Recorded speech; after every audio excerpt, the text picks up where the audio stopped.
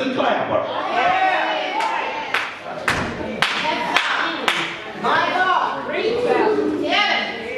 But then you need to train them because they got a real devil pursuing them. Seeking to and fro who he can devour. Guess what? When Jesus was a baby in Matthew chapter 2, Herod tried to kill him. Why? He knew if he grew up and reached his potential, he would be in trouble. The devil doesn't want our young people to go to college. The devil doesn't want our young people in church, in the choir, ushering, giving God glory, giving him praise. That's why you got to train them. Every day somebody's saying, do you want to hit some of this? That's right. Do you want to drink this? Got candy now that looks like candy, but it's drugs.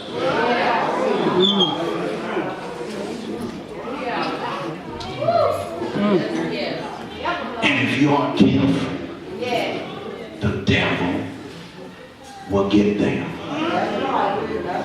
That's why you need to train them. But now I got to give you the hard part. Here are the requirements of training them. Number one, restraint. Restrain your child's actions. All right. You don't talk back to them.